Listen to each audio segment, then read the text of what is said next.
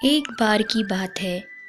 एक बार एक अध्यापक एक संपन्न परिवार के शिष्य के साथ कहीं जा रहे थे।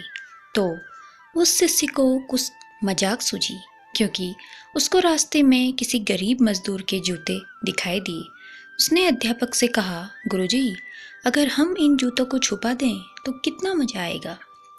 देखते हैं कि मजदूर पर इसका क्या असर पड़ता है। अब उसको तो मजाक सूझ रहा था, लेकिन गुरुजी ने कहा कि नहीं, गरीब इंसान के साथ इस तरह का भद्दा मजाक करना ठीक नहीं है। उसने कहा, क्यों ना हम इन जूतों में कुछ सिक्के डाल दें और देखें कि इसका इस गरीब मजदूर पर क्या प्रभाव पड़ता है। उन्होंने ऐसा ही किया। जैसे ही मजदूर अपना काम करके लौटा और उसने एक पाँव अपने जूते में डाला तो उसको कुछ कठोर सा महसूस हुआ। उसने अंदर हाथ डाला तो उसको कुछ सिक्के दिखाई दिए। वह थोड़ा आश्चर्य में पड़ गया। आसपास किसी को देखा तो कोई भी दिखाई नहीं दिया। वापस उसने दूसरा पैर अपने जूते में डाला और वापस उसको उसमें कुछ सिक्के दिखाई दिए।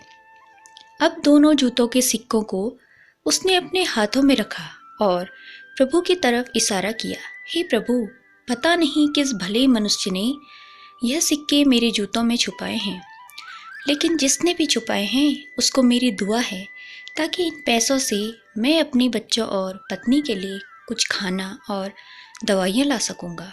और इतना बोलकर वह चला गया। इस बात को शिष्य और अध्यापक दोनों सुन रहे थे। अब अध्यापक ने शिष्य से पूछा कि अब तुम मुझे बताओ कि तुम्हें कैसा महसूस हुआ, तुम्हारी पहले वाली मजाक या मेरा यह तरीका।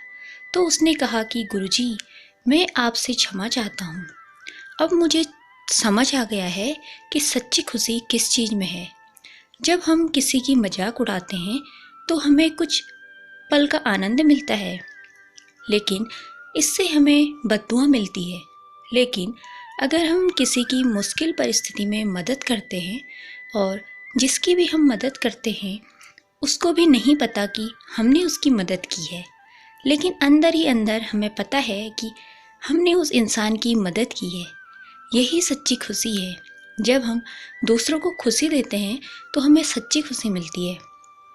इसी तरह खुशियाँ बांटते रहिए, लोगों की मदद करते रहिए और दान करते रहिए। जिसके भी आप काबिल हो, जितना भी आपसे बन पड़े, दान करें, लेकिन दान जरूर करें। इसका मतलब यह नहीं है कि आपको कंपलसरी या अनिवार्य रूप से इतने रुपए दान करने ही चाहिए, क्योंकि हर किसी की ज़रूरत अलग अलग हो सकती है। अगर आप किसी को पैसों का दान नहीं कर सकते तो कम से कम चीज़ों का दान तो कर ही सकते हैं। मुझे पूरी उम्मीद है कि यह हार्ट टचिंग स्टोरी आपको ज़रूर अच्छी लगी होगी। आपका कीमती समय देने के लिए दिल से शुक्रिया।